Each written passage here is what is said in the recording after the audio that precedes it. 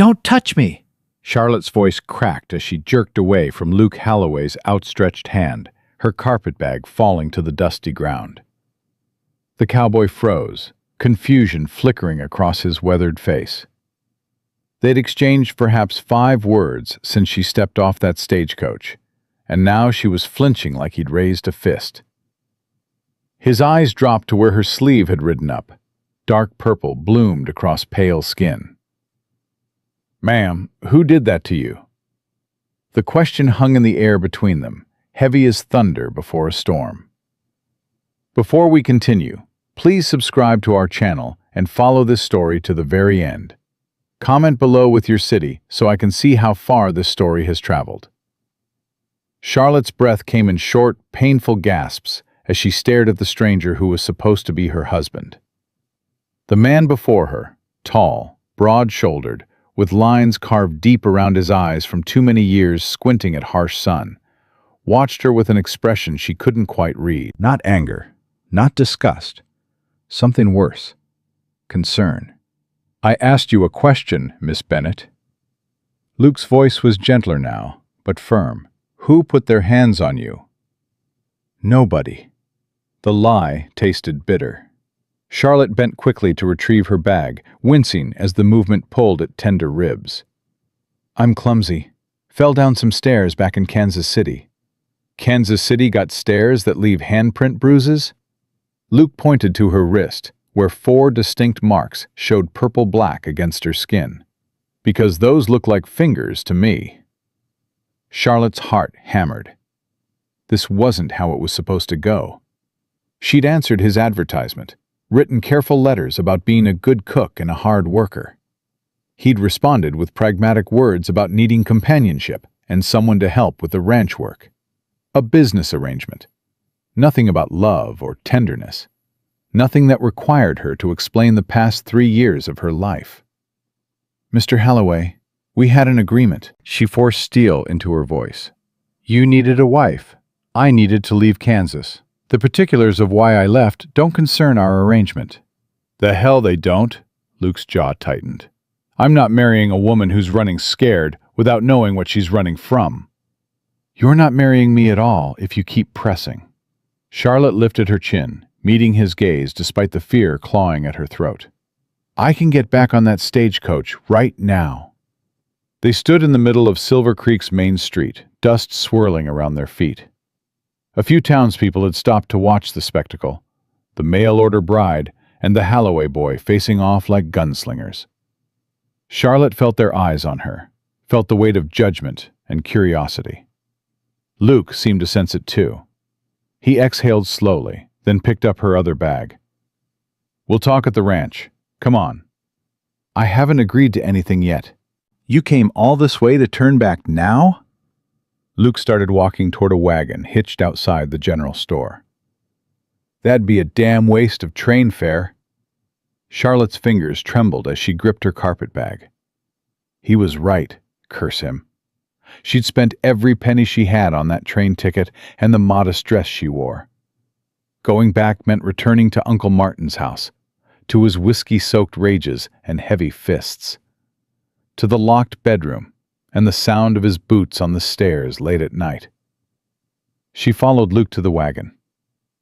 "This isn't how I pictured it," she said quietly, as he helped her up onto the seat. His hand was warm and calloused, and she had to fight every instinct not to pull away again. "How'd you picture it?" "I don't know. More civilized, I suppose." Charlotte arranged her skirts, aware of how thin the fabric was, how it barely concealed the bruises painting her legs. "A proper introduction. Maybe tea." "We're 30 miles from the nearest tea house, Miss Bennett." Luke climbed up beside her and took the reins. "Out here, civilized means keeping your word and doing your share. Can you manage that?" "Can you?" The corner of his mouth twitched, not quite a smile, but close. "Guess we'll find out." The wagon lurched forward, and Charlotte gripped the edge of the seat. Silver Creek fell away behind them, replaced by endless rolling prairie dotted with sage and scrub. The sky stretched impossibly wide, blue and cloudless. Charlotte had never seen so much emptiness in her life. "How far is your ranch?" "About 2 hours." Luke kept his eyes on the rutted trail ahead. "You hungry? There's jerky in the saddlebag." "I'm fine." "When's the last time you ate?" "Mr. Holloway." "It's Luke." "And you didn't answer." Charlotte's stomach chose that moment to growl loudly. She felt heat rise in her cheeks. "Yesterday morning?" Luke pulled the wagon to a stop. He reached into the bag behind the seat and pulled out wrapped parcels, dried meat, hard biscuits, a canteen of water. He handed them to her without comment. "Thank you." Charlotte took a small bite of the jerky, her mouth flooding with saliva. She'd been too nervous to eat on the train, too afraid that if she stopped moving, stopped running, Uncle Martin would somehow appear and drag her back. "Your letters," Luke said after a moment. "They didn't mention family. I figured you were alone in the world." "I am alone." "Somebody gave you those bruises, Charlotte." Her name sounded different in his rough voice, softer, almost careful. "Somebody you were living with, close enough to leave marks like that. So either you had family, or you had—" "An employer." The word came out sharp. "I worked as a housekeeper for my uncle after my parents died.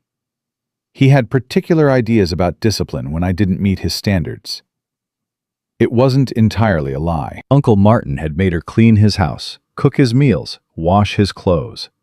That she'd done it as his prisoner rather than his employee was a detail she'd take to her grave. Luke's hands tightened on the reins. "He's still in Kansas City?" "Why?" "Because if he is, I might need to take a trip back east."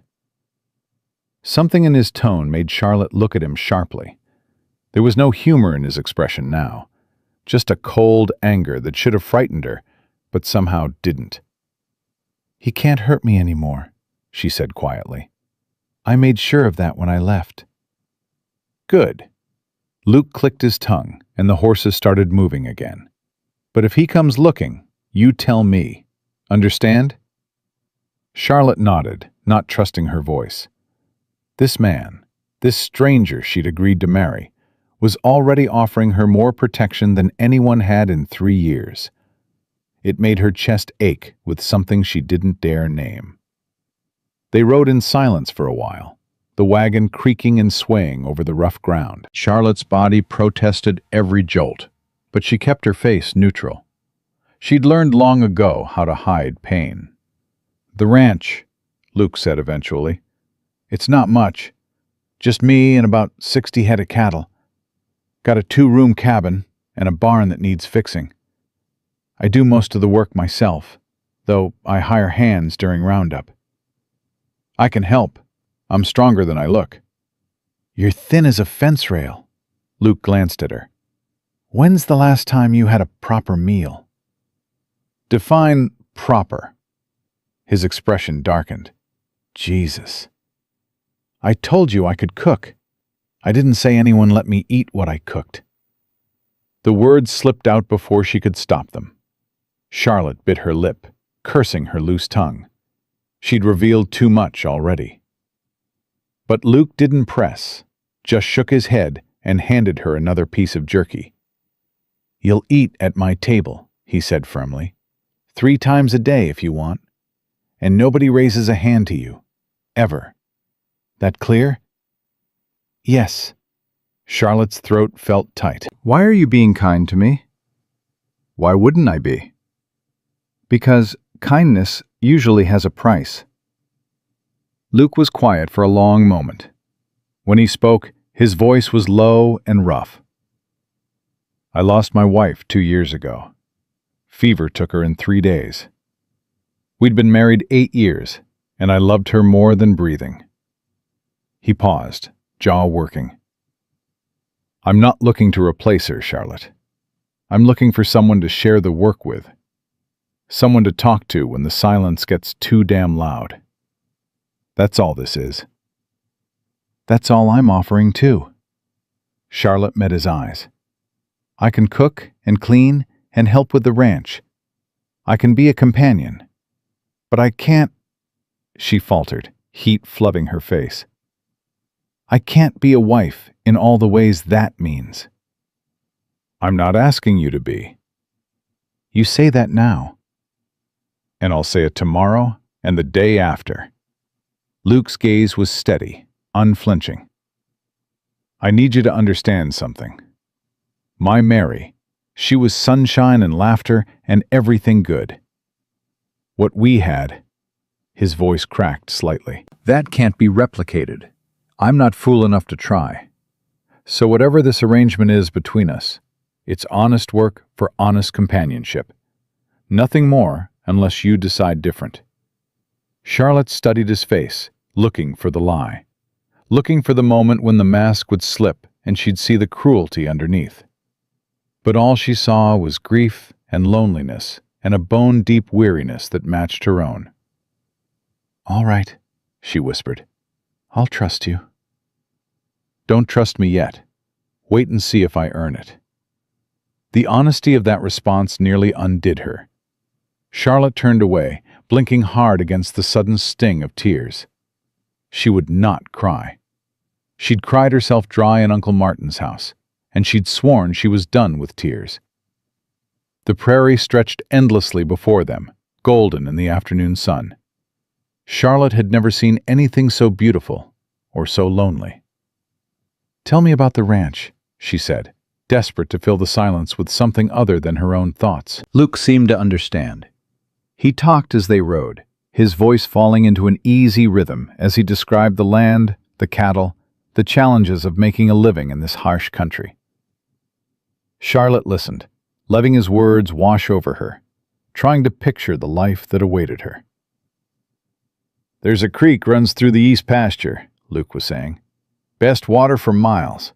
That's how the town got its name, Silver Creek, on account of how it shines in the moonlight. My land borders it for about half a mile." "It sounds peaceful." "It is. Can also be lonely as hell, especially in winter when the snows come, and you might not see another soul for weeks." "I don't mind lonely." Luke glanced at her. "No, I don't suppose you do." They crested a low rise, and suddenly Charlotte could see it. A small cabin nestled in a valley, with a barn and corrals spreading out behind it. Smoke curled from the chimney, and cattle grazed in distant pastures. It was modest, rough, nothing like the grand houses she'd cleaned in Kansas City. But it was hers now, in a way nothing had ever been before. "Home," Luke said simply. Charlotte's chest constricted. Home. She'd almost forgotten what that word meant. As they drew closer, a woman emerged from the cabin, older, gray-haired, wearing a practical dress and apron. She shaded her eyes against the sun, watching their approach. "That's Martha Green," Luke explained. "Widow from the next ranch over. I asked her to help get things ready for your arrival. She's been cooking and tidying the past few days." "You didn't have to do that." "Yes, I did. Wouldn't be right to bring you to a filthy house and expect you to clean it before you'd even settled in." The simple consideration in that gesture made Charlotte's eyes sting again. She blinked hard, focusing on Martha's approaching figure. "Luke Halloway, you're late," Martha called as the wagon pulled up. "I was beginning to think you'd changed your mind." Stage was delayed. Luke hopped down and came around to help Charlotte. "Martha, this is Charlotte Bennett. Charlotte, Martha's the closest thing I have to a nosy aunt." "I prefer concerned neighbor." Martha's sharp eyes swept over Charlotte, taking in everything. The thin dress, the careful way she moved, the bruises peeking out from under her sleeves. Her expression softened. "Welcome, child. Come inside. I've got stew on and fresh bread cooling." Charlotte allowed herself to be ushered into the cabin, aware of Luke following behind with her bags.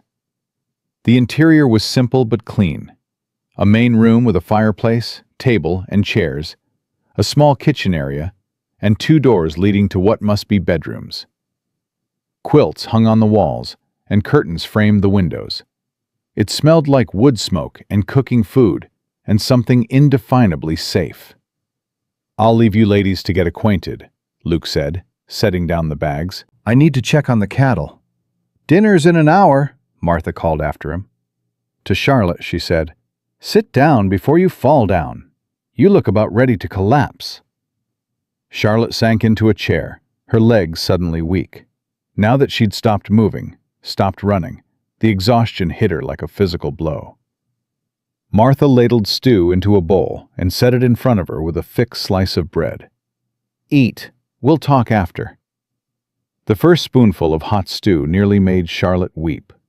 Rich beef and vegetables, seasoned perfectly, nothing like the scraps she'd survived on in Kansas City. She forced herself to eat slowly, though she wanted to devour the entire pot. "That's better." Martha settled into the chair across from her, eyes kind but sharp. "Now, Luke didn't tell me much, just that he'd sent for a bride and I should help make you comfortable. But I've got eyes, and I can see you've had a hard time of it." "I'm fine." "Child, you're about as fine as a horse with a broken leg. But you don't have to talk about it if you're not ready." Martha reached across and patted her hand gently. "Just know that Luke Halloway is a good man. Lost his Mary, and it near about killed him. But he'd never raise a hand to a woman, if that's what you're worried about." "That's what he said." "And you'll find he means it. He's blunt as a hammer and stubborn as a Missouri mule, but he's honest to his bones." Charlotte wanted to believe it. Desperately wanted to believe that she'd found a place where honesty meant safety instead of pain. But 3 years with Uncle Martin had taught her that trust was a luxury she couldn't afford. "I'll do my best to be a good wife to him," she said carefully. "Just be yourself. That'll be enough." Martha stood, brushing down her apron. "Now, I'll show you the bedroom, and you can rest before dinner. You look like you haven't slept properly in a month." The bedroom was small but tidy, with a real bed covered in quilts and a washstand in the corner. A window looked out over the eastern pasture, where the creek Luke had mentioned wound through green grass. "I'll be back in a few days to check on you," Martha said from the doorway. "If you need anything before then, my ranch is about 3 miles north. Luke knows the way." "Thank you, Mrs. Green." "It's Martha. We don't stand on ceremony out here." The older woman smiled. "Welcome to Silver Creek, Charlotte. I think you're going to do just fine." After Martha left, Charlotte sat on the edge of the bed, her hands shaking. She'd done it. She'd escaped. She was here, in this place that felt like the edge of the world, married to a stranger who'd promised kindness without demanding anything in return. It couldn't last. Nothing good ever did. But for now, for this moment, she let herself believe. Let herself hope that maybe, just maybe, she'd found a place where the bruises could heal and the nightmares could fade. Through the window, she could see Luke working in the corral, his movements efficient and strong. He'd taken off his hat, and the late afternoon sun turned his hair to bronze. As if sensing her gaze, he looked up, meeting her eyes across the distance. Charlotte didn't look away. Neither did he. And in that moment, brief, fragile, but real, something shifted between them. Not love, not yet, but the possibility of it, like the first hint of dawn on the long, dark night. Charlotte stood and began to unpack her meager belongings, her hands steadier now. Tomorrow would bring its own challenges. Tomorrow she'd have to figure out how to be a wife, how to work this land, how to build a life from the broken pieces of her past. But tonight, she had a roof over her head, food in her belly, and a man who'd asked who hurt her instead of asking what she'd done to deserve it. It was more than she'd had in 3 years. It was enough to make her think that maybe, just maybe, the worst was finally behind her. She was wrong about that. But she wouldn't know it for another week, when the letter arrived from Kansas City, and Uncle Martin's handwriting burned like acid across the page. The envelope arrived on a Tuesday morning, carried by a rider who didn't meet Charlotte's eyes when he handed it over. She knew the handwriting before she even turned it over. Uncle Martin's spidery scrawl, the letters slanting like they were drunk. Her hands went cold, despite the warm sunshine streaming through the cabin window. "Who's that from?" Charlotte spun around. Luke stood in the doorway, hat in hand, dirt streaking his shirt from the morning's work. She'd been so focused on the letter she hadn't heard him come in. "Nobody." She shoved the envelope into her apron pocket. "Just correspondence from Kansas City." "Charlotte," Luke's voice held a warning. "We agreed to honesty. We agreed to companionship and work. We didn't agree that I had to share every piece of mail that arrives." Luke's jaw tightened. "Fine. But if that nobody is the same nobody who left those bruises, I need to know." "Why? So you can ride off and play hero?" Charlotte's voice came out sharper than she intended. "I don't need rescuing, Mr. Halloway. I need you to trust that I can handle my own past." "It's Luke. And I'll trust you when you stop lying to me." They stared at each other across the small kitchen, tension crackling between them like heat lightning. 7 days they'd been married. 7 days of careful politeness and respectful distance. 7 days of Charlotte learning the rhythm of ranch life, while keeping her secrets buried deep. "I have chores to finish." Luke turned to leave, then stopped. "Martha's coming by this afternoon. She wants to teach you how to make her biscuit recipe." "I know how to make biscuits." "Not like Martha's, you don't. They're the only thing that got me through that first winter after Mary died." His voice softened slightly. "Be nice to her, Charlotte. She means well." After he left, Charlotte pulled out the letter with shaking hands. She shouldn't open it, should burn it right now in the stove and pretend it never arrived. But her fingers were already breaking the seal, unfolding the paper. The words hit her like fists. "Charlotte, you stupid girl. Did you think you could run from me? Did you think I wouldn't find you? You owe me 3 years of your life. 3 years of service for the roof I put over your ungrateful head. I know where you are now. That cowboy you married, Luke Halloway. I know all about him. About his failing ranch and his dead wife and his desperate need for help. I wonder what he'd say if he knew the truth about you, about what you really are." Charlotte's vision blurred. The paper crumpled in her fist as Uncle Martin's threats continued, each word more poisonous than the last. He knew where she was. He'd found her, and he was coming. "No." The word came out as a whisper. "No, no, no." She threw the letter into the stove, watching the flames devour it. But the words had already burrowed into her brain, sharp and infected. Uncle Martin always made good on his threats. Always. "Charlotte, you all right in there?" Martha's voice from outside made her jump. Charlotte quickly wiped her eyes and smoothed her apron, forcing her face into something resembling composure. "I'm fine. Come in." Martha entered with a basket over her arm, her weathered face creasing with concern the moment she saw Charlotte. "Child, you look like you've seen a ghost." "Just tired. I'm not used to the work yet." "Luke working you too hard?" "No, he's been—" Charlotte trailed off, unsure how to describe the strange dynamic between them. "He's been fair." Martha set her basket on the table and began unpacking supplies. Flour, lard, buttermilk. "Fair's a start. Kind would be better, but I suppose fair's all any of us can ask for in an arranged marriage." "Is that what people are calling it?" "That's what it is, isn't it?" Martha's eyes were sharp. "Though I've seen the way Luke looks at you when he thinks nobody's watching. Man's got feelings developing, whether he wants to admit it or not." Charlotte's chest tightened. He loved his wife. Still does, in a way. Always will. But that doesn't mean his heart's dead. just dormant, like seeds under winter snow, still alive, just waiting for the right conditions to grow again.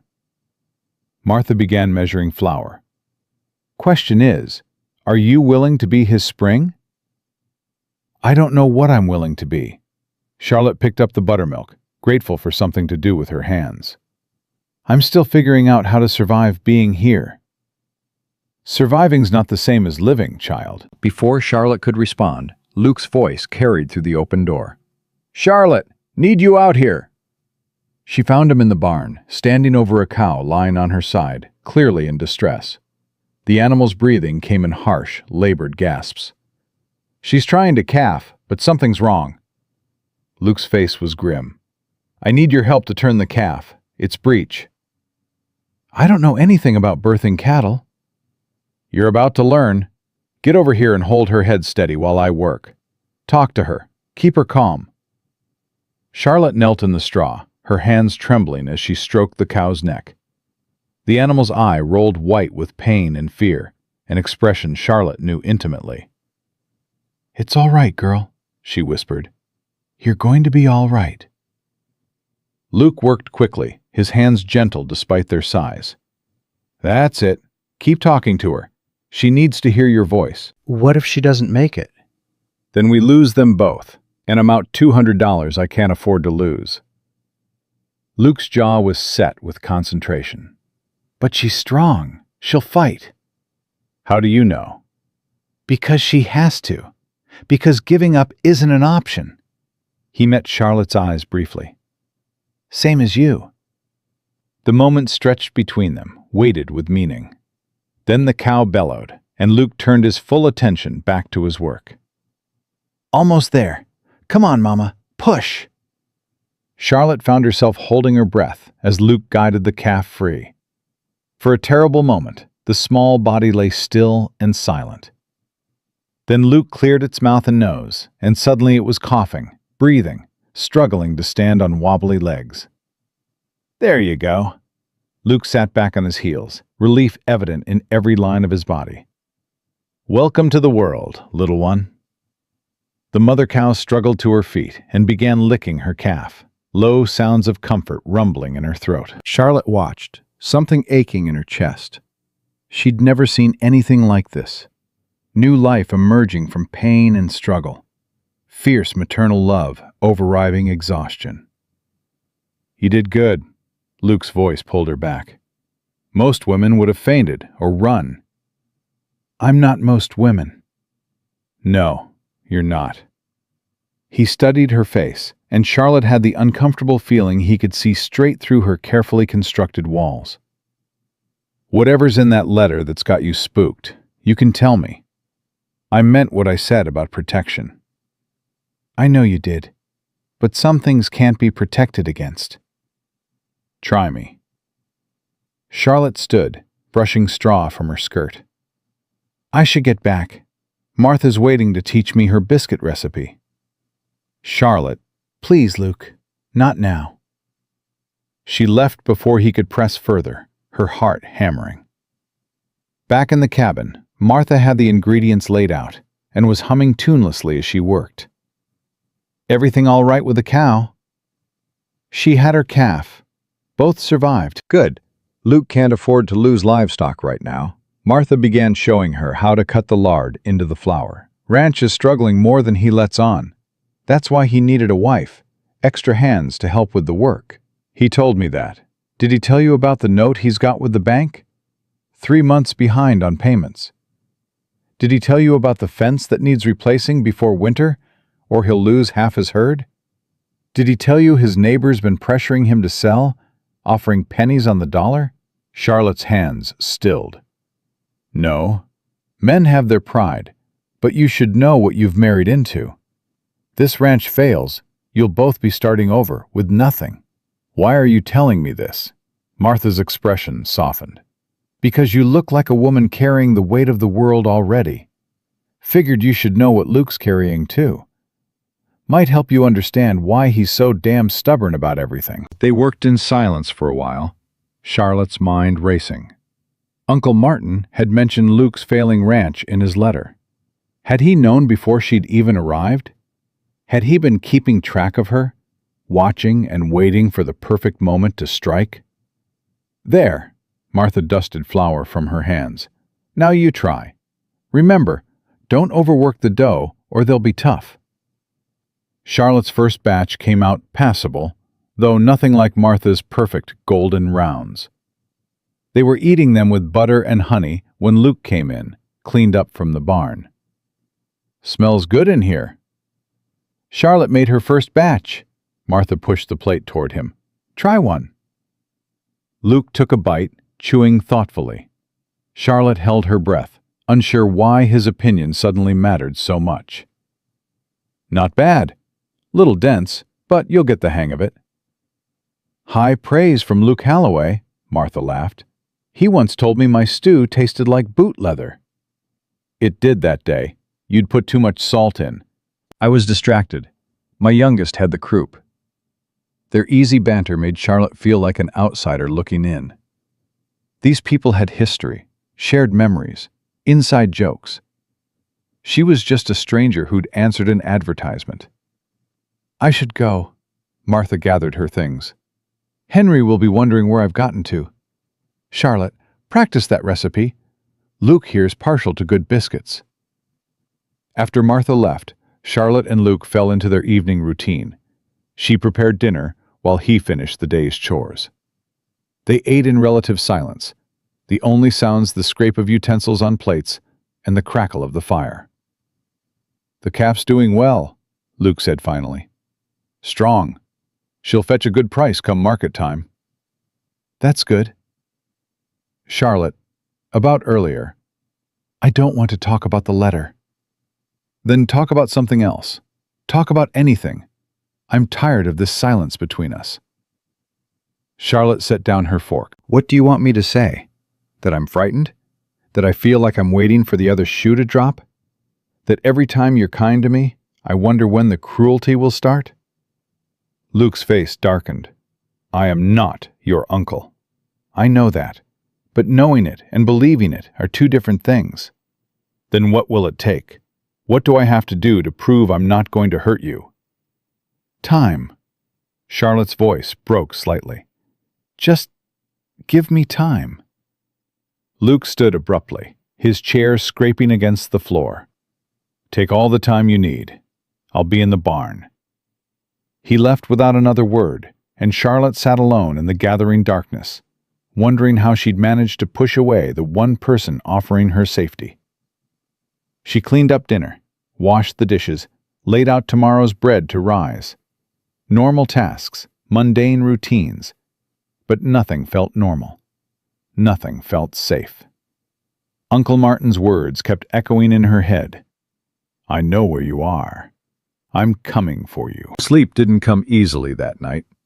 Charlotte lay in her bed, listening to the sounds of the ranch settling, cattle lowing in the distance, the wind whistling around the eaves, the creak of the barn door. And underneath it all, the sound of her own racing heart. A noise outside her window made her freeze. Footsteps, heavy, deliberate, moving toward the cabin. Charlotte's breath stopped. Uncle Martin. He'd come already. He'd found her, and he was... The front door opened. Charlotte grabbed the fireplace poker and crept into the main room, her whole body shaking. Luke stood in the doorway, a bundle of wood in his arms. He froze when he saw her, eyes going wide at the makeshift weapon in her hands. "Charlotte, it's just me. I was bringing wood for the morning fire." The poker clattered to the floor. Charlotte's legs gave out, and she sank to her knees, all the fear and tension of the past week finally breaking through her carefully maintained control. "I can't do this." The words came out in gasps. "I can't keep pretending I'm fine. I can't keep acting like I'm not terrified every second of every day." Luke dropped the wood and crossed to her in 3 long strides. He knelt beside her, but didn't touch her, giving her space even in her breakdown. "Tell me what you need." "I need my uncle to be dead." The words shocked her with their vehemence. I need him to disappear and leave me alone. I need to stop seeing his face every time I close my eyes." The letter was from him. It wasn't a question. Charlotte nodded, wiping furiously at her eyes. "He knows where I am. He's coming for me." "Let him come." Luke's voice was steel. "He'll find out what happens to men who threaten what's mine." "I'm not yours. We barely know each other." "You're my wife. That makes you mine to protect, whether you like it or not." Luke finally reached out, his hand hovering near her shoulder. "Can I?" Charlotte nodded, and his hand settled warm and solid against her back. Not grabbing, not controlling, just steadying. "What did he say in the letter?" "That I owed him. That he was coming to collect. That he'd tell you the truth about me." "What truth?" Charlotte laughed bitterly. "I don't even know. He's a liar and a drunk. The truth could be anything he wants it to be." "Then we'll deal with it when he comes. Together." "Why?" Charlotte looked up at him, confusion and hope warring in her chest. "Why would you fight for me? I'm nothing to you. A business arrangement." "You're more than that." "Am I? Because 7 days ago, you told me you'd never love anyone but Mary. That this was just companionship and work." Luke's expression flickered with something she couldn't read. 7 days ago, I thought I was getting a housekeeper. Instead, I got a woman who calms frightened animals with her voice and doesn't flinch at hard work and makes terrible biscuits but keeps trying anyway. You're not what I expected, Charlotte Bennett. Charlotte Holloway, now. Charlotte Holloway. He said it like he was tasting the words. You're my wife, and that means something to me. It means I'll stand between you and whatever's coming, even if what's coming is a drunk from Kansas City with delusions of ownership. "He's dangerous, Luke. You don't understand what he's capable of." Then make me understand. Tell me everything. So she did. Sitting on the cold cabin floor, wrapped in a quilt Luke brought her, Charlotte finally told the truth. About her parents dying when she was 15. About Uncle Martin taking her in, seeming kind at first. About how the kindness had curdled into control, then cruelty, then violence. About the locked doors and the whiskey-soaked nights, and the bruises she'd learned to hide. About the final night when she'd fought back, stealing his money, and running while he slept off another binge. Luke listened without interrupting, his face growing darker with each revelation. When she finished, he was quiet for a long moment. How much money did you take? $50. It was mine anyway, wages he'd never paid me. And he thinks you're a thief. I am a thief, technically. You're a survivor. Luke stood, pacing to the window. If he comes here, Charlotte, it won't be pretty. I need you to understand that. I'm not a violent man by nature, but I will protect what's mine. I don't want you getting hurt because of me. Too late. I'm already invested. He turned back to her, backlit by moonlight. Question is, are you willing to fight? Or are you going to run again? Charlotte pulled the quilt tighter around her shoulders. Every instinct screamed at her to run, to disappear into the night before Uncle Martin could arrive. But something else, something new and fragile and terrifying, made her stay. I'm tired of running. Good. Then we make a stand. Luke crossed back to her, offering his hand. Together. Charlotte took it, letting him pull her to her feet. His hand was calloused and warm, and when she didn't immediately pull away, he squeezed gently. Get some sleep, he said softly. Tomorrow we start preparing. Preparing for what? For war, if that's what it takes. Your uncle wants a fight? We'll give him one he won't forget. Charlotte nodded, but as she returned to her room, doubt gnawed at her. Luke didn't know Uncle Martin. Didn't know his capacity for cruelty, his talent for manipulation. Didn't know how he could twist truth into lies and make people believe anything he wanted. She lay in bed, watching shadows dance across the ceiling, and wondered if she'd just signed Luke's death warrant along with her own. Outside, a coyote howled in the darkness. And in Kansas City, Uncle Martin boarded a westbound train, a bottle in one hand and vengeance in his heart. The preparations started at dawn. Luke woke Charlotte before sunrise, his knock firm but not demanding. "Get dressed. We're riding into town." "Why?" "Because I'm telling the sheriff what's coming, and because you need witnesses that you're here of your own free will, married, legal, not some runaway thief like your uncle will claim." Charlotte's stomach twisted. "Luke, I don't think—" "That's right. You don't think. I do." His voice softened through the door. "Trust me on this, Charlotte. We do this proper, by the law, so when he shows up, there's no question about where you belong." Where you belong. The words wrapped around her heart like a promise she didn't dare believe. They rode into Silver Creek side by side, the morning air crisp and clean. Charlotte watched Luke from the corner of her eye, noting the set of his jaw, the way his hand rested easy on the reins despite the tension radiating from his shoulders. He'd barely slept. She'd heard him pacing in the main room half the night. "You're staring." Charlotte jerked her gaze forward. "I'm trying to figure out why you're doing this." "I told you, you're my wife." "That's not a reason. That's an excuse." Luke reined his horse to a stop. Charlotte's followed suit, and suddenly they were face to face in the middle of the empty trail. "You want the truth? Fine. I'm tired of losing." Luke's eyes burned with intensity. "I lost Mary, lost 2 years to grief so deep I wanted to follow her into the ground. Lost half my herd last winter to cold I couldn't prevent. Lost my faith that anything good could last. Then you stepped off that stagecoach, all bruised up and terrified and trying so damn hard to be brave. And something in me woke up. Something I thought was dead." "Luke, I'm not done. You think I don't see you? See how you flinch when I move too fast? See how you eat like someone might steal the plate? See how you check the windows at night like you're expecting monsters?" His voice roughened. "I see all of it, Charlotte. And I'll be damned if I let some drunk from Kansas City drag you back into darkness when you're just starting to find light."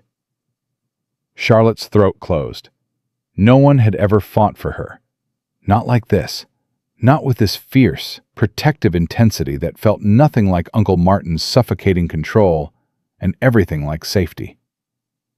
"I don't know how to let you," she whispered. "Then learn. Same way you're learning to make biscuits and birth calves and live on a ranch. One day at a time." They reached town an hour later. Sheriff Tom Brennan was a weathered man in his 50s, with kind eyes and a no-nonsense demeanor. He listened to Luke's explanation without interrupting, his gaze occasionally flicking to Charlotte. "So you're expecting trouble from this Martin Bennett. I'm expecting him to show up, claiming Charlotte's a thief and a runaway.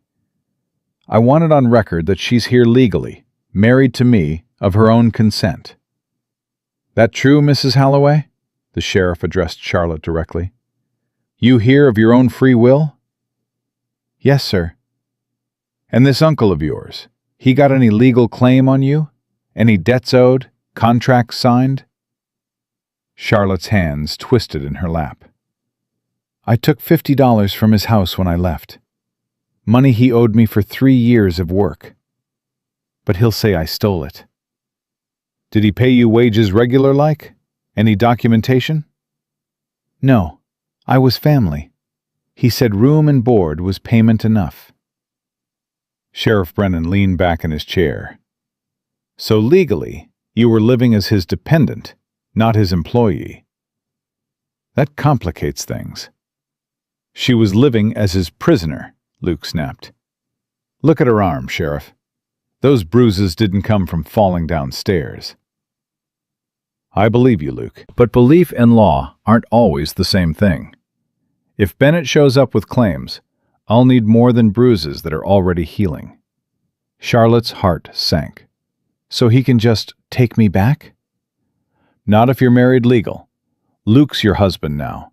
That gives him rights over Bennett as your kin. But if Bennett claims theft and can prove it, that's a different matter. The money was mine, Charlotte insisted, desperation creeping into her voice. Maybe so, but proving it without documentation? The sheriff shook his head. That's your word against his. Luke stood abruptly. Then we'll make sure my word carries more weight. Come on, Charlotte. They spent the next hour visiting every shop and business in Silver Creek. Luke introduced her as his wife, made small talk, ensured people saw them together. Charlotte understood the strategy. He was building witnesses, creating a narrative of normalcy that would counter whatever poison Uncle Martin might spew. At the general store, Mrs. Patterson, a plump woman with flour-dusted hands, took Charlotte's face between her palms. "You look tired, dear. Marriage agreeing with you?" "It's an adjustment." "Course it is. But Luke's a good man. Lost his Mary, poor soul, but he's got a good heart under all that gruffness." She lowered her voice conspiratorially. "You take care of him, and he'll take care of you. That's how it works out here." If only it were that simple, Charlotte thought. They were leaving the store when a man stepped into their path. He was tall and broad-shouldered, with cold eyes and an expensive suit that looked out of place in the dusty frontier town. "Luke Halloway, been meaning to talk to you." Luke's entire body went rigid. "Graves, I've got nothing to say to you." "That note with the bank says otherwise. 3 months behind, Luke. That's a dangerous position to be in." "I'll catch up." "Will you? Because I'm prepared to make you an offer. Buy your ranch outright, pay off your debt, give you enough left over to start fresh somewhere else." "The ranch isn't for sale." Graves' eyes slid to Charlotte, assessment in his gaze. "New wife? New mouth to feed? You sure you can afford to be proud?" Luke stepped between them, blocking Charlotte from Graves' view. "I said no. Now get out of my way." "Think about it, Luke. Winter's coming. Can't feed cattle on pride." After Graves left, Charlotte touched Luke's arm. "Who is that?" "James Graves. Owns half the valley and wants the other half. Been after my land for 2 years. Luke's voice was tight with anger. "He's got money and influence, and he's not above using either to get what he wants." "Is the ranch really in that much trouble?" "Nothing I can't handle." "Luke, I said I can handle it." He softened slightly. "Come on, let's get home before dark." The ride back was quiet, tension humming between them. Charlotte's mind raced with new worries. Uncle Martin was coming from one direction, financial ruin from another. Luke was fighting battles on multiple fronts, and she was just another burden he'd taken on. "Stop it." Charlotte looked up. "Stop what?" "Whatever you're thinking. I can see it on your face. You're tallying up all the ways you're making things worse." "Aren't I?" "No, you're making things different, not worse. Different." Luke glanced at her. "You know what I was doing this time last year? Sitting alone in that cabin, eating cold beans from a can because I couldn't be bothered to cook. Working myself half to death during the day so I'd be too tired to dream at night. That's not living, Charlotte. That's just existing." "And now?" "Now I've got biscuits for breakfast and someone to talk to over dinner. I've got a reason to keep the cabin clean and the fire burning. I've got—" He stopped, jaw working. "I've got you to protect, and that matters." Charlotte's eyes stung. "Even if protecting me puts everything else at risk?" Everything else was already at risk. At least now, I'm fighting for something that matters. They reached the ranch as twilight painted the sky purple and gold. Luke helped Charlotte down from her horse, his hands steady on her waist. For a moment, they stood close, her hands on his shoulders, his on her waist, breathing the same air. "Charlotte, A shout from the barn cut him off. They both spun to see smoke billowing from the hayloft. "Fire!" Luke dropped Charlotte's hands and ran. She followed, her heart pounding. Inside, flames licked at the dry hay, spreading fast. The horses screamed in their stalls, eyes rolling white with panic. "Get the horses out!" Luke was already grabbing buckets. "I'll fight the fire." Charlotte threw open the stall doors, fighting her own terror to calm the animals. Come on, you're all right, just move." Smoke burned her lungs, heat seared her skin. But she kept moving, kept pulling horses to safety, kept fighting the fear that wanted to paralyze her. Luke worked like a man possessed, throwing water on the flames, beating at them with wet blankets. The fire was winning. "Luke, we have to go. The whole barn's going to collapse." "One more minute." "We don't have a minute." A beam cracked above them. Charlotte screamed Luke's name as burning wood crashed down. He dove clear at the last second, rolling through the barn door as the structure groaned in protest. They stumbled into the yard, coughing and soot-covered, and watched the barn burn. All Luke's hay for winter, all his stored grain, all his equipment. Gone. "No." Luke's voice was broken. "No, no, no." Charlotte grabbed his arm as he moved toward the flames. "You can't save it." "That's everything. That's my entire winter supply. The cattle will starve." "But you won't die. Luke, please." She pulled harder, and he finally turned to her, his face a mask of devastation. "I'm ruined." "You're alive. That's what matters." "Is it?" He laughed bitterly. "Graves was right.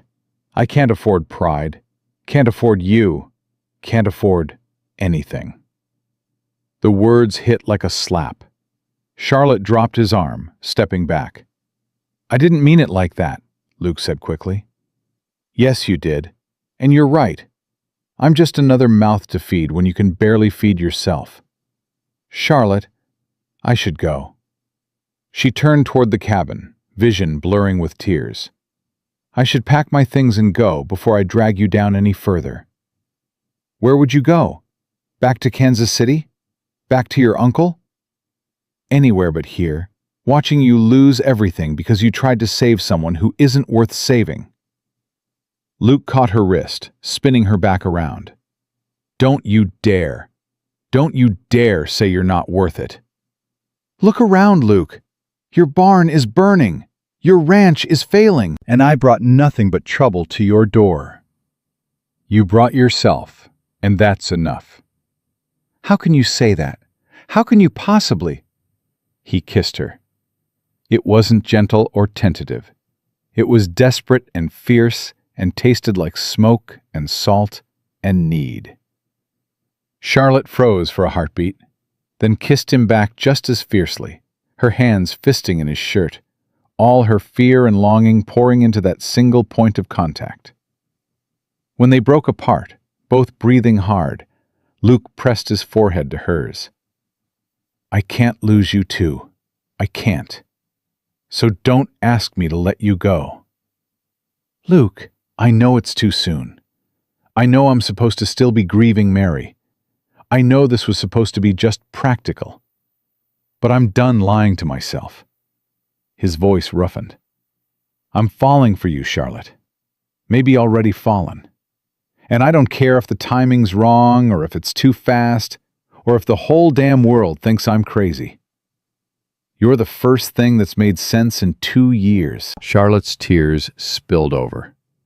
"I don't know how to be loved." "Then I'll teach you," Same way you taught that cow to be calm during birthing. Same way Martha taught you to make biscuits. One day at a time. Behind them, the barn collapsed with a roar of flame and crashing timber. They didn't turn to watch. They stood locked together, Charlotte's face pressed against Luke's chest, his arms wrapped tight around her.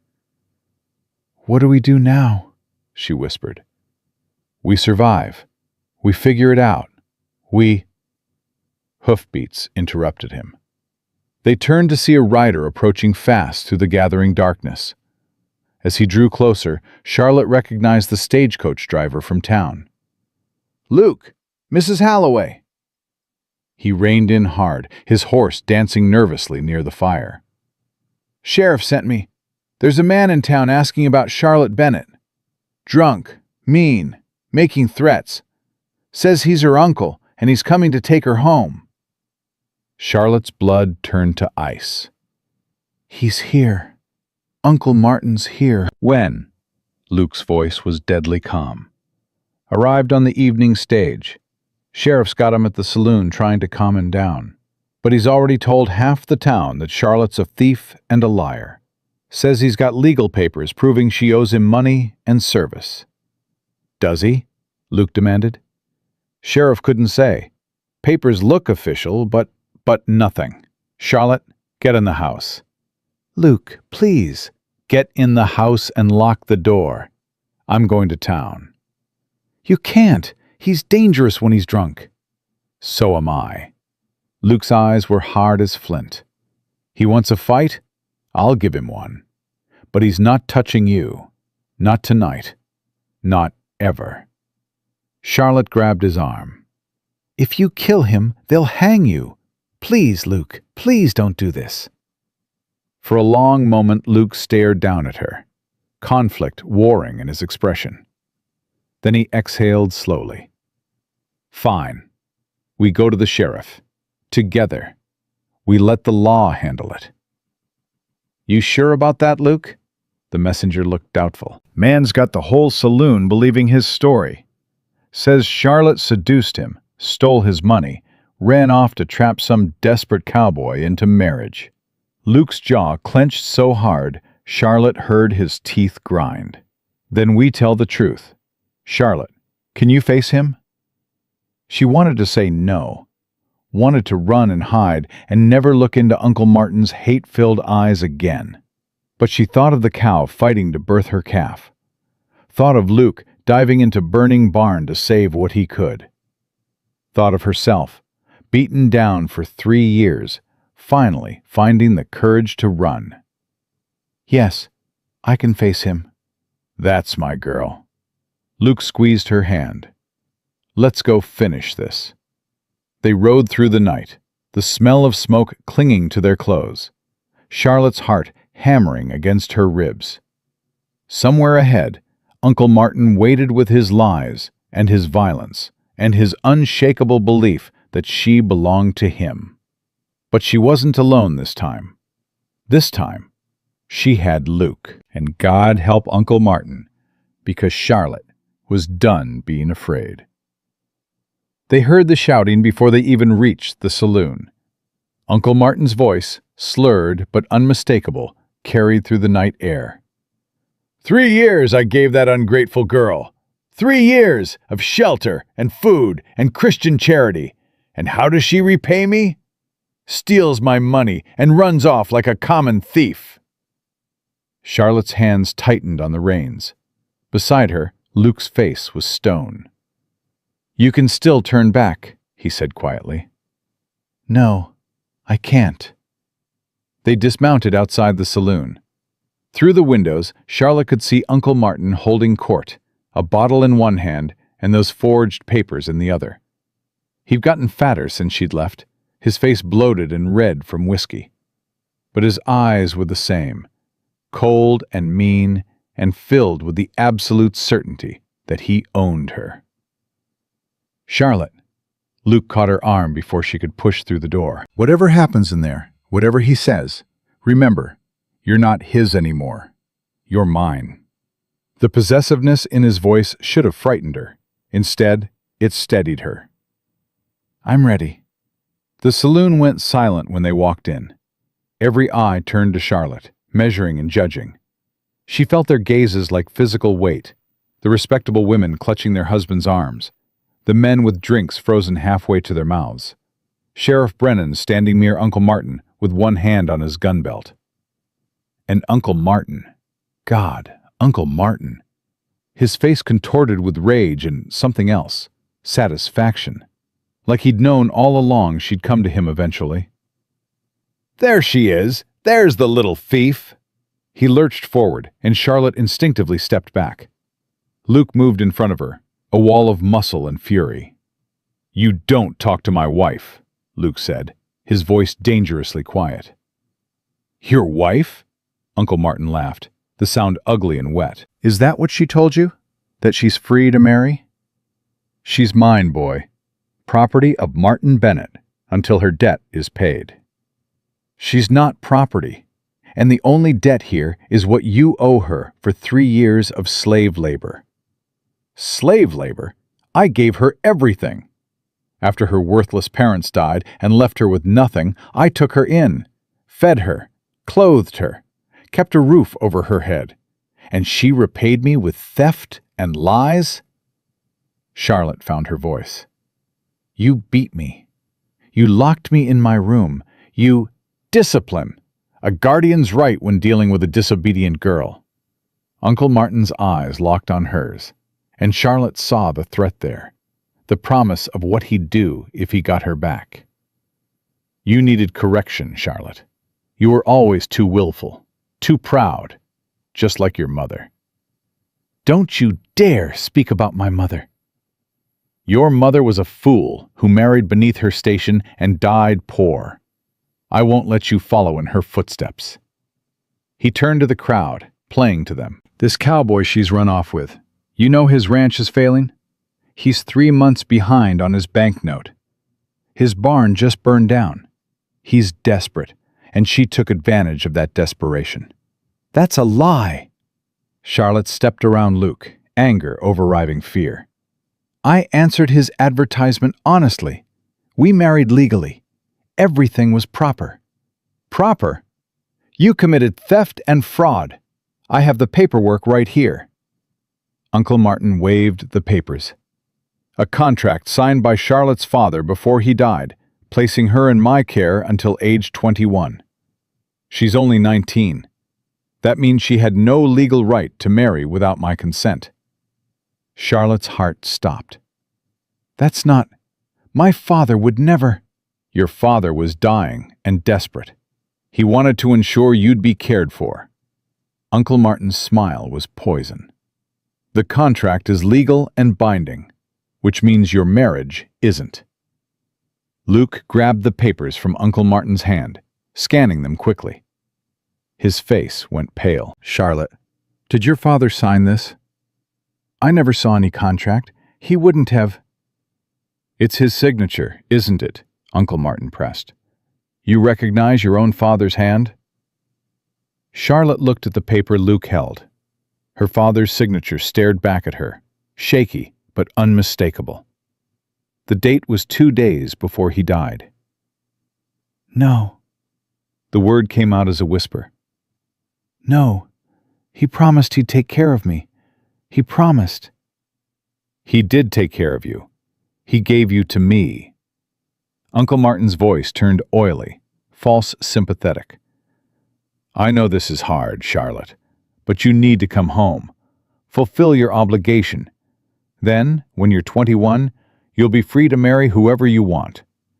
If this cowboy still wants you after 2 years, he can come claim you proper. 2 years? Luke's voice shook with rage. You think I'm letting her go back with you for 2 more years of beatings? I have legal right. You have a piece of paper that might be real or might be forged, but either way, Charlotte's my wife now. That trumps your contract. Sheriff Brennan stepped forward. Actually, Luke, if the contract's legitimate, it doesn't. She was a minor under guardianship. She needed consent to marry. The room tilted. Charlotte grabbed the bar to steady herself. This couldn't be happening. She'd escaped. She'd found safety. She'd started to believe in a future without fear. "Sheriff, please," her voice cracked. "You've seen the bruises. You know what he did to me." "I believe you, Mrs. Holloway, but belief and law aren't the same thing." "I know." Charlotte's eyes burned. "So the law says I have to go back? Back to being locked in my room? Back to being beaten when I speak out of turn? Back to—" She couldn't finish. Couldn't say out loud what Uncle Martin had started doing those last few weeks before she ran. Luke's hand found hers. "She's not going anywhere." "You can't stop me from taking what's mine," Uncle Martin snarled. "Watch me." "Luke," Sheriff Brennan's voice held warning. "You interfere with legal guardianship, I'll have to arrest you." "Then arrest me, but I'm not handing her over." Uncle Martin's smile widened. "Oh, this is perfect. You'll lose your ranch and your freedom trying to protect a girl who was never really yours. Charlotte, tell him. Tell him you'll come willing, and maybe I'll be merciful. Maybe I won't press charges for the theft." Charlotte looked at Luke's face, saw the determination there, the willingness to lose everything for her, and she knew she couldn't let him do it. "Luke, let me go." "No." "You'll lose the ranch. You'll go to jail. Everything you've worked for." "Means nothing without you." "That's insane. We've known each other 2 weeks." "Doesn't matter. You're mine to protect, and I don't break my word." Luke turned to Uncle Martin. "How much?" "What?" "You heard me. How much to void that contract? You're here for money, not her. So name your price." Uncle Martin's eyes gleamed. $500. The crowd gasped. It was a fortune. More than most men saw in a year. "You don't have that kind of money," Charlotte whispered. "No, but I can get it." Luke's jaw was set. "Give me 3 days." "1 day, and I want collateral." Uncle Martin's smile turned cruel. "The deed to your ranch. You don't pay by sunset tomorrow? The land's mine, and Charlotte comes back with me." "Luke, no, don't do this." But Luke was already nodding. "Fine. Sheriff, you'll hold the paperwork?" "This is a bad idea, Luke," Sheriff Brennan said quietly. "It's the only idea. Draw up the agreement." Charlotte grabbed Luke's arm, trying to pull him aside. "You can't gamble your ranch on me. What if you can't get the money? What if—" "Then I lose everything. But at least I'll lose it fighting for something that matters." "I'm not worth your whole life." "You're worth more." Luke cupped her face in his hands, his thumbs brushing away tears she hadn't realized were falling. "Charlotte, I've been dead inside for 2 years. You brought me back to life. So yeah, you're worth my ranch and my freedom and whatever else I have to risk." "But where will you get $500 by tomorrow?" Luke's expression darkened. "I know someone who has it." Understanding crashed over Charlotte like cold water. "No, not Graves. Luke, he'll own you." "Better him than your uncle owning you." Uncle Martin laughed, the sound like broken glass. "How touching! The desperate cowboy selling his soul for the thieving whore. This is better than I hoped." Luke spun, his fist connecting with Uncle Martin's jaw before anyone could react. Uncle Martin crashed backward into a table, bottles shattering around him. "Luke!" Sheriff Bremen grabbed his arm. "That's enough." "He called her—" Luke couldn't even repeat it. His whole body shook with barely contained violence. Uncle Martin wiped blood from his mouth, still smiling. "Add a salt to your troubles, boy. You're making this so easy." "Get him out of here," the sheriff ordered 2 deputies. "Take him to the hotel. Let him sleep off the whiskey. Luke, you too. Go home. All of you, clear out. Show's over." The crowd dispersed slowly, whispers following Charlotte and Luke as they left. Outside, the night air felt like ice against Charlotte's fevered skin. "We need to talk to Graves," Luke said. Now? It's past midnight. Don't care. I'm not waiting. Luke started walking toward the edge of town where the big houses sat. Charlotte followed, dread heavy in her stomach. James Graves answered his door in a silk dressing gown, a cigar in hand. He looked unsurprised to see them. "Luke Halloway, I wondered when you'd come calling." "I need money. $500. Graves's eyebrows rose. "That's quite a sum. What's the collateral?" "My ranch. The whole thing." Luke, no! Charlotte started, but Graves cut her off. "I heard about the scene at the saloon. The uncle, the contract, the deadline." He studied them both. "You're desperate. Desperate men make poor negotiators." I don't have time to negotiate. I need the money by sunset tomorrow. "And if you can't pay me back?" Then the ranch is yours. All of it. The land, the cattle, everything. Graves took a long pull in his cigar. "Why should I give you the money when I can just wait for you to default on your banknote? I'll get the ranch either way, and for less than $500. Because if you don't, I'll torch the whole place before I let you have it." "Luke!" Charlotte gasped. But Graves laughed. "Now that's honest. I appreciate honesty." He studied Luke for a long moment. "All right, $500 against the full deed. But I want something else, too." What? "Your wife works for me for 1 month. Housekeeping, cooking, whatever I need." Absolutely not, Luke snarled. "Then no deal. I'm taking a significant risk here, Luke. If you can't pay back the money, I get your ranch but lose $500 in the meantime. I need insurance." Graves' eyes raked over Charlotte. "She looks capable enough. 1 month of work, and the debt's paid in full, regardless." Charlotte's mind raced. 1 month working for Graves versus years with Uncle Martin. 1 month of known risk versus unknown torture. "I'll do it," she said. "Charlotte, I'll do it," she repeated firmly. 1 month, that's all." "Smart girl," Graves smiled. "Come back at dawn. I'll have the money ready and the contract drawn up." Walking back to the hotel where they'd left the horses, Luke was silent. Charlotte could feel his anger radiating like heat. "Say it," she finally demanded. "Say what?" "Whatever you're thinking. You're angry." "Damn right I'm angry. You just agreed to work for a man who's been trying to steal my ranch for years." It's 1 month, Luke. 1 month versus forever with Uncle Martin. I made a choice. "You made my choice. This is my fight." It's our fight. Charlotte stopped walking, forcing Luke to face her. You think I'm going to stand by while you sacrifice everything for me? You think I'm that weak? "I think you've been hurt enough.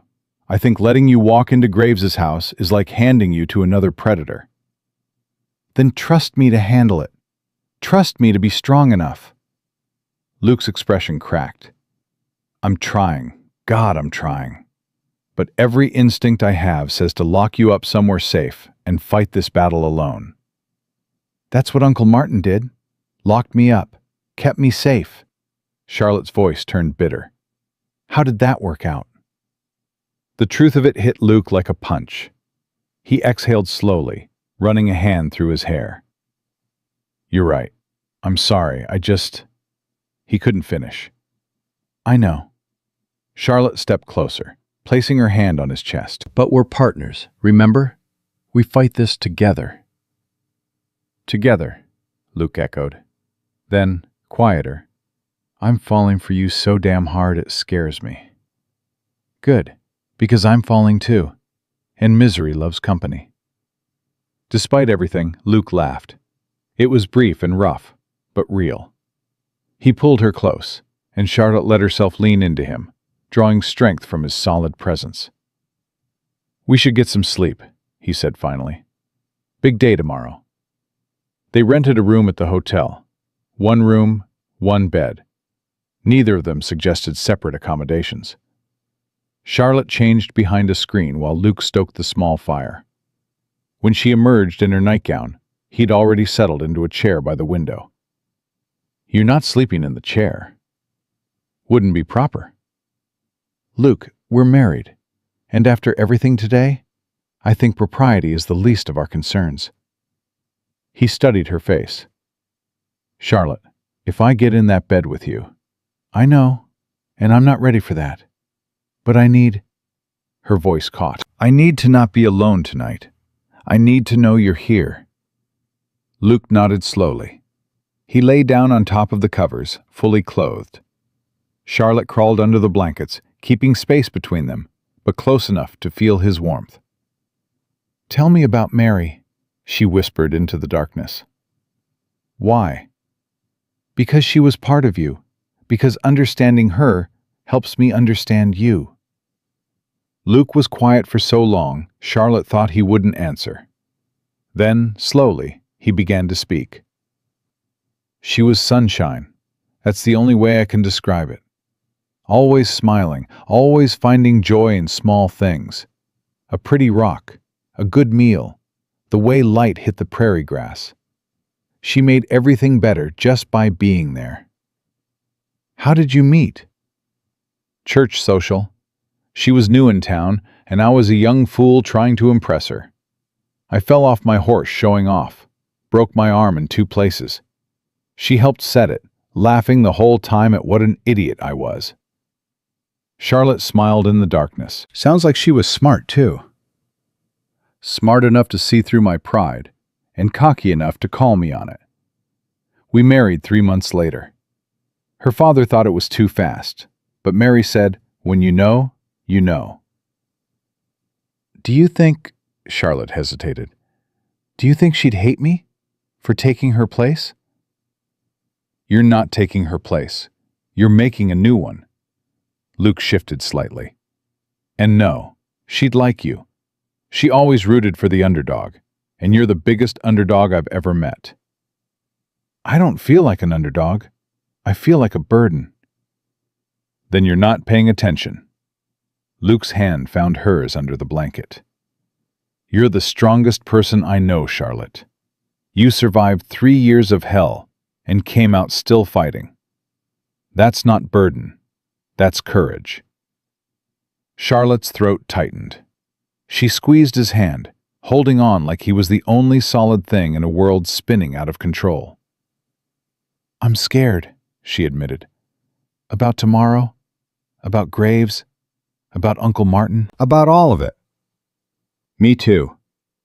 The honesty of it steadied her. Luke was scared too, but he was fighting anyway. They both were. "Thank you," she whispered, "for everything." "Don't thank me yet. We haven't won." "But we haven't lost either, and that's something." Sleep came eventually, fitful and dream-haunted. Charlotte woke several times to find Luke's hand still holding hers, his breathing steady in the darkness. Each time, she let herself believe that maybe, just maybe, they'd find a way through this. Dawn came too soon. They dressed in silence, the weight of the day ahead pressing down on them. At Graves's house, the man himself answered the door looking crisp and refreshed, like he'd slept peacefully while they'd both barely dozed. "Right on time. I appreciate punctuality." He handed Luke a leather pouch, heavy with coins. $500. Count it if you want." Luke did, his face grim. "It's all here." "Excellent. The contract." Graves produced a document. "Sign here, both of you. Luke, you're borrowing $500 against the full deed to your ranch. If you default, the property transfers to me immediately. Charlotte, you agree to work in my household for 1 month starting today, performing such duties as I assign. At month's end, the debt is considered paid in full." Charlotte read the contract carefully, looking for traps. It seemed straightforward, but something about Graves's smile made her uneasy. "What kind of duties?" she asked. "Housekeeping, cooking, perhaps some bookkeeping. I understand you're educated. Nothing untoward if that's your concern. I'm a businessman, Mrs. Halloway, not a monster." Luke's grip on the pen was so tight, Charlotte feared it would snap. But he signed. So did she. "Pleasure doing business with you." Graves took the contract. "Charlotte, you start tomorrow, 6 in the morning. Don't be late." They left with the money and without dignity. Charlotte felt the weight of what she'd just agreed to settling over her like a shroud. "It'll be all right," Luke said, though he didn't sound convinced. "Of course it will." Charlotte forced brightness into her voice. "1 month. I've survived worse." At the saloon, Uncle Martin was waiting with Sheriff Brennan and the paperwork. He looked hungover and mean, his earlier satisfaction replaced with irritation. "You actually got the money. I'm almost impressed." Luke counted out $500 onto the table. "There, the contract's void. Charlotte's free." Uncle Martin's fingers trembled as he touched the money. Charlotte saw the calculation in his eyes, the greed warring with a desire to maintain control over her. "Sheriff, the contract?" Luke prompted. "One moment." Brennan examined the money, then looked at Uncle Martin. "You accept this payment as full settlement?" For a terrible moment, Charlotte thought he'd refuse, thought he'd find some new way to torment her, but greed won. "I accept." Sheriff Brennan tore the contract in half. "Charlotte Bennett Halloway is released from all obligations to Martin Bennett. She's free to remain married and reside where she chooses." The relief was so intense, Charlotte's knees buckled. Luke caught her, his arms solid around her waist. "Get out of Silver Creek," Luke told Uncle Martin. "If I see you near my wife again, I'll finish what I started last night." Uncle Martin stuffed the money into his coat, his face twisted with hate. "You think you've won? You just sold your soul to Graves for a girl who'll probably run again the first time things get hard. You're a fool, Halloway. And you, Charlotte." He leaned close, his whiskey breath hot against her face. "You'll never be free of me. Never. Because I'll always be in your head, reminding you that you're nothing, that you're worthless, that nobody could ever really love you." Charlotte met his eyes without flinching. "You're wrong, and someday I'll believe that."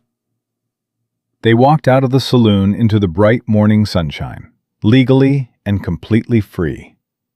Charlotte should have felt triumphant. Instead, she felt terrified. Because Uncle Martin was gone, but the scars he'd left weren't. And tomorrow, she'd start working for James Graves, with no idea what he'd demand of her. But tomorrow arrived with unexpected clarity. Charlotte stood on Graves' porch at 5:50 in the morning, her hands steady despite the churning in her stomach. Luke had wanted to accompany her, but she'd refused. This was her debt to pay, her battle to fight. The door opened. Graves looked her up and down, nodded once, and stepped aside. "Kitchen's through there. Coffee's already made. I take it black with 2 sugars. Breakfast at 7 sharp." Charlotte moved through the large house, noting the expensive furnishings and cold emptiness of it all. No warmth, no life. Just money trying to fill the void where a soul should be. She made breakfast. Eggs, bacon, biscuits that came out better than her first attempts. Graves ate in silence, reading his newspaper. When he finished, he pushed the plate away and finally spoke. "You're wondering what I really want from you." The thought crossed my mind. "Smart girl. I like smart." Graves leaned back. "Truth is, I don't need a housekeeper. Got a woman comes in 3 times a week for that. What I need is leverage." Charlotte's blood ran cold. "Against Luke." "Against Luke. See, your husband's stubborn as they come. Won't sell his ranch no matter how dire things get. But now I have something he values more than land." Graves smiled. "You." "You can't." "Can't what? Keep you here? Check the contract. You agreed to work for me, performing duties as assigned. I'm assigning you to stay in this house, away from your husband, for the next month. That's well within the terms. That's kidnapping. It's contract enforcement. Big difference legally. Graves stood, walking to the window. Here's what's going to happen. Luke's barn burned down. He's got no winter feed, no equipment, no way to work that ranch properly. He's going to come begging to sell within the week. And when he does, I'll be generous. I'll pay fair market value, void the $500 debt, and let you go free. Everybody wins. Except Luke loses everything he's worked for. He's lost it already. I'm just helping him accept reality. Graves turned back to her. Or you can try to escape, break the contract, and I'll have the sheriff arrest you for theft of services. That's a year in jail minimum. Your choice. Charlotte's mind raced. She'd escaped one prison, only to walk straight into another. But this time was different. This time, she wasn't alone. I want to send a message to Luke. Let him know I'm all right. Absolutely not. Part of the contract. No contact for the full month. That wasn't in the written terms. It's in the verbal ones. Should have read more carefully. Graves' smile was sharp. Don't look so tragic, Charlotte. It's just business. 1 month and you're free. Unless your husband breaks first. He left her in the kitchen with a pile of dishes and the crushing weight of her own stupidity. She'd been so focused on escaping Uncle Martin, she'd walked right into Graves' trap. But Charlotte Bennett Halloway had survived 3 years with a violent drunk. She could damn well survive 1 month with a greedy businessman. She spent the first day exploring every inch of the house, looking for weaknesses. The windows were locked from the outside. The doors bolted. Graves had prepared for this. But he'd underestimated one thing: Charlotte's capacity for quiet rebellion. That night, while Graves slept, she found his study. Found his ledgers and papers, and carefully documented every shady deal, every forged document, every piece of leverage he held over half the valley. She couldn't leave the house, but she could arm herself with knowledge. Meanwhile, Luke was going mad. Martha found him the second morning, tearing through the burned ruins of the barn with his bare hands. "Luke Halloway, what in God's name are you doing?" "Looking for anything salvageable, anything I can sell to get Charlotte back." "Get her back from where? She's at Graves's house, working off the debt." "She's been gone 2 days. No word. No messages. Martha, something's wrong." Martha's face creased with worry. "You think Graves is hurting her?" "I think he's using her to break me. And it's working." Luke threw a charred board aside. "I should never have let her go. Should have fought Bennett myself, dealt with the consequences." "You did what you had to do." "Did I? Or did I take the coward's way out?" Luke's voice cracked. "Mary would have fought. Mary would have found another way." "Mary's dead, Luke, and Charlotte's alive. Don't dishonor both of them by giving up now." The words hit like cold water. Luke stopped, breathing hard. "You're right. I'm thinking like a victim instead of a fighter. Graves wants me broken? I'll show him broken." He rode into town that afternoon and went straight to the sheriff's office. "I want to see my wife." Sheriff Brennan looked up from his paperwork. "She's fulfilling her contract with Graves." "I don't care. I have a right to see her. Make sure she's being treated properly." "The contract says—" "I know what the damn contract says. But if Graves is holding her against her will, keeping her from all contact, that's not work. That's imprisonment." Brennan frowned. "You saying Graves is breaking the law?" "I'm saying I want to verify my wife's well-being, and if you won't help me, I'll do it myself." "Luke, don't do anything stupid." But Luke was already walking out. He went straight to Graves's house and pounded on the door. A servant answered, not Charlotte. "I want to see my wife." Mr. Graves says no visitors. I don't give a damn what Graves says. Charlotte! Luke shouted past the servant. Charlotte, are you all right? A window opened on the second floor. Charlotte's face appeared, pale but composed. I'm fine, Luke. Has he hurt you? No, I'm just working, like I agreed. Her voice was steady, but Luke knew her well enough now to hear the strain underneath. Something was wrong. But before he could press, Graves appeared at the door. You're trespassing, Holloway. I'm checking on my wife. You heard her. She's fine. Now leave before I have you removed. Luke met Graves's eyes. Whatever game you're playing, it won't work. I'll burn that ranch to the ground before I sell it to you. Empty threats from a desperate man. How predictable. Graves smiled. 3 more weeks, Luke. Can you last 3 more weeks without her? The door slammed in Luke's face. He stood there, fists clenched, every instinct screaming to break down that door and take Charlotte back by force. But Graves had the law on his side. The contract was binding. Luke needed a different strategy. He found it 3 days later, when Martha brought news from town. Graves's books are being audited. Bank examiner from the territorial office showed up unannounced. Apparently, there were irregularities in his loan practices. Luke's head snapped up. What kind of irregularities? Fraud, from what I heard. Forged documents, inflated property values, loans given to people who never received the money. Who reported him? Anonymous tip. But whoever did it had access to his private records. Luke started laughing. Charlotte. That clever, beautiful woman. You think she found evidence? I think she's been gathering ammunition while Graves thought he had her trapped. Luke stood, energy flooding back into his limbs. Martha, I need you to do something for me. 2 days later, the territorial marshal arrived in Silver Creek. He went straight to Graves's house with a warrant.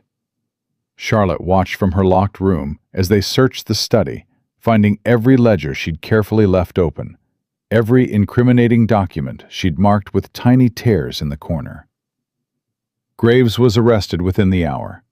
The charges were extensive: fraud, forgery, illegal seizure of property, conspiracy. The contract with Charlotte was voided as part of an illegal scheme. She was free. Luke was waiting when she walked out of that house. She saw him and started running, her dignity forgotten in the overwhelming relief of escape. He caught her, lifting her off her feet, holding her so tight she could barely breathe. How did you do it? He asked against her hair. How did you get access to his records? He underestimated me, thought a scared girl couldn't be dangerous. Charlotte pulled back enough to see his face. I learned that from you. Learned that being afraid doesn't mean being helpless. You're magnificent. Do you know that? Absolutely magnificent. I'm tired and hungry, and I never want to see the inside of that house again. She touched his face, her fingers trembling. Take me home, Luke. They rode back to the ranch together, Charlotte tucked against Luke's chest, his arms solid around her.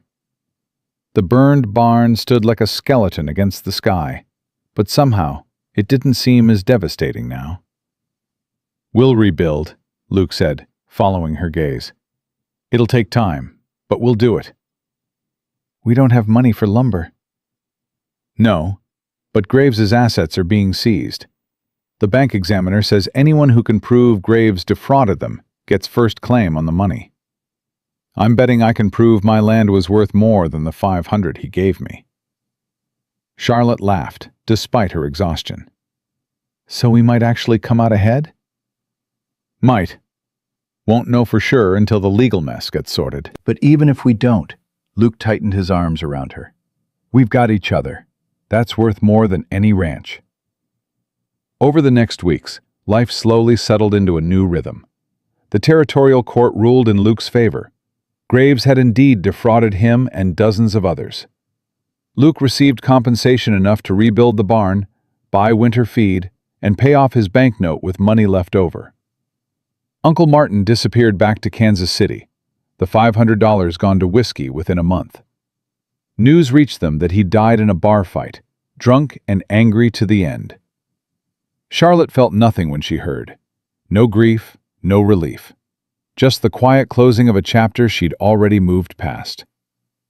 Martha taught Charlotte advanced baking, and Charlotte taught Luke that some bruises take longer to heal than others. There were still nights when she woke gasping, expecting to find locked doors and cruel hands. But Luke was always there, patient and steady, never pushing, never demanding more than she could give, until the night she was finally ready to give everything. It was 3 months after they'd defeated Graves. The new barn stood completed, better than the old one. The cattle were sleek and healthy, ready for winter. Charlotte had gained weight, her cheeks no longer hollow, her eyes no longer haunted. They were sitting by the fire after dinner, comfortable in the silence they'd learned to share, when Charlotte stood and offered her hand. "Come to bed with me." Luke looked up, understanding flickering in his eyes. "Charlotte, you don't have to." "I know. That's why I want to." She smiled, nervous but certain. "I'm not afraid anymore, Luke. Not of you. Not of being loved. Not of loving back." He stood slowly, taking her hand. "Are you sure?" "I've never been more sure of anything." What happened that night was tender and hesitant and achingly sweet. Luke was careful, reverent, treating her like she was precious instead of property. And Charlotte, for the first time in her life, understood what it meant to be truly wanted. Not controlled, not used, just loved. Afterward, wrapped in Luke's arms, she whispered, "I love you." She felt him smile against her hair. "Took you long enough to say it." "I wanted to mean it when I did." "And do you? Mean it?" "Every word." Charlotte shifted to look at his face. "You saved me, Luke. Not from Uncle Martin or from Graves. From myself. From believing I wasn't worth saving."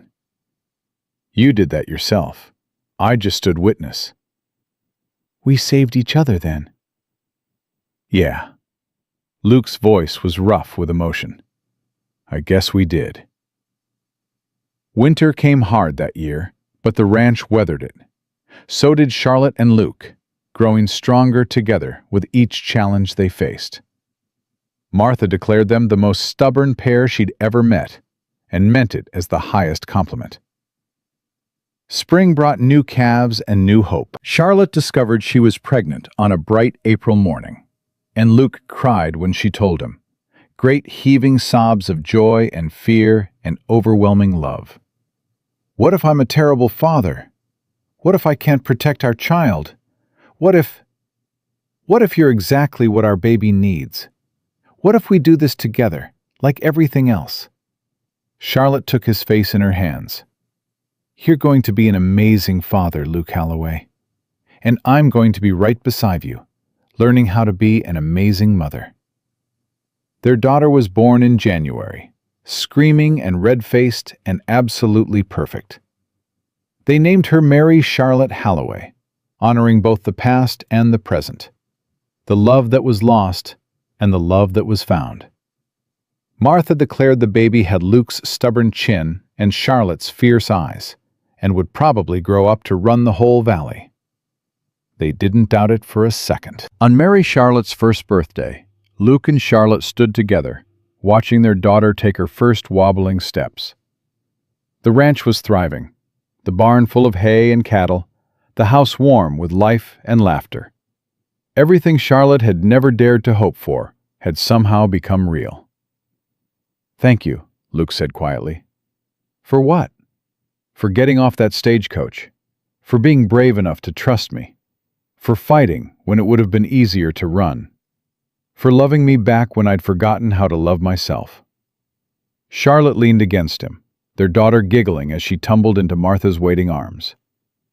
"Thank you for asking who hurt me, for caring about the answer, for showing me that home isn't a place, it's a person who stands beside you, no matter what storms come. They'd started as strangers bound by necessity, survived as partners forged in adversity, and emerged as lovers built on trust and mutual respect. The bruises beneath Charlotte's dress had long since faded, but the strength they'd revealed had never wavered. Uncle Martin was dead. Graves was in prison. The ranch was saved, and Charlotte Bennett Holloway, survivor, fighter, beloved wife and mother, had finally, truly come home. She belonged to no one but herself, and she'd chosen to share that self with a man who understood that love wasn't about ownership, but partnership. That protection wasn't about control, but support. That healing wasn't about forgetting the past, but building a future strong enough to withstand it. Luke's question that first day, "Who did that to you?" had unlocked more than just Charlotte's dark secret. It had unlocked her future, her heart, and her absolute certainty that some questions, when asked with genuine care, can change everything. And Charlotte's answer, first halting and fearful, then increasingly confident and complete, had given Luke back his own life, reminding him that love doesn't die with loss, but transforms, makes room, grows into new shapes that honor what was, while embracing what is. Together, they'd proven that the strongest foundations are built not on perfection, but on honest struggle, not on fearlessness, but on fighting through fear, not on never falling, but on always rising together. Charlotte looked at her daughter, at her husband, at the life they built from ashes and desperation and stubborn hope, and knew with absolute conviction that every bruise, every tear, every moment of terror had been worth surviving to reach this moment of perfect, hard-won peace. She was home. She was loved. And she was finally, irrevocably, completely free.